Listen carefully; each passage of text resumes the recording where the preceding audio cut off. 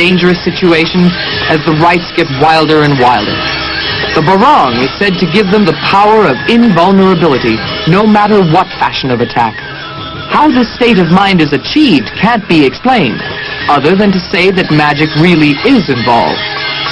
Should it come to be that someone is seriously injured, it is blamed on improper training or that the stricken person was not pure.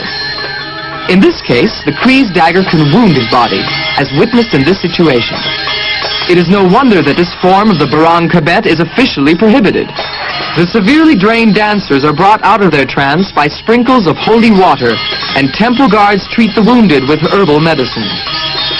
The spilled blood, in turn, is used as an offering to appease the evil spirit.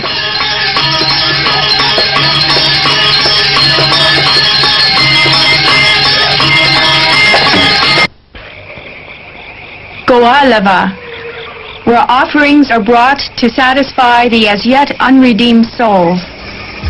Goalava, the frightening bat cave. Here is the place to overcome our earthly feeling of guilt as we make our way toward the kingdom of light.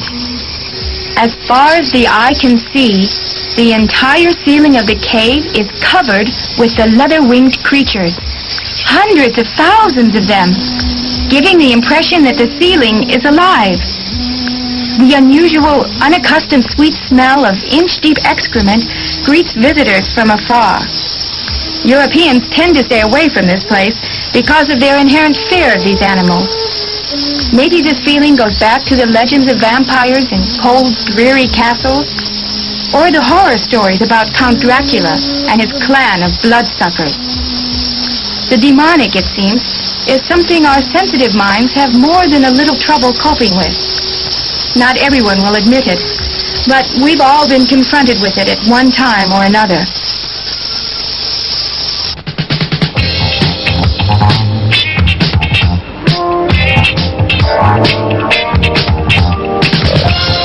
Asia's overpopulated cities shock outsiders because of their seeming lack of social values and their openly visible contrasting living conditions.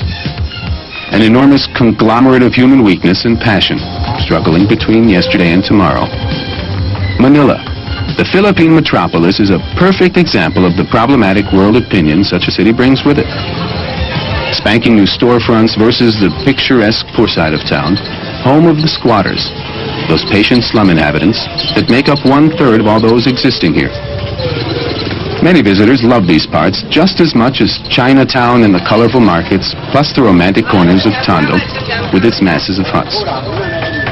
Although these people own nothing and in most cases have hordes of children, it's pleasant to note that starvation and mental depression in such a hopeless situation is almost non-existent.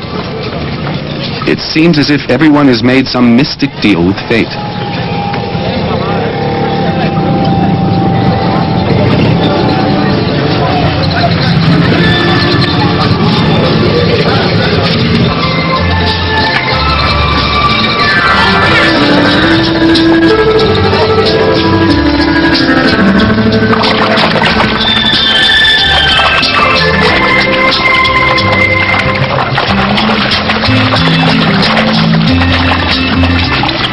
Manila.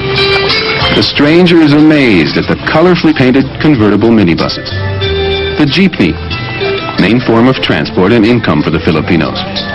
9 out of 10 of them head straight for the legendary Ermita, with its amusement park and notorious Pillar Street, lined with bars, nightclubs, and of course the world-renowned easy-to-have girls.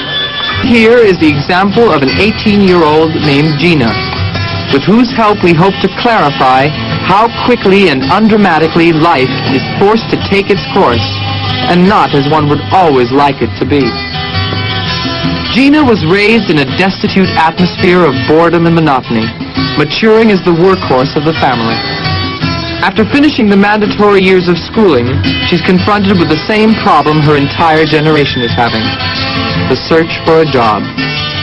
Occasional part-time jobs suffice for the bare necessities, but due to the surplus of workers flooding the job market, Gina decides not to burden her family any longer and follow in the footsteps of many others who, like her, have no choice.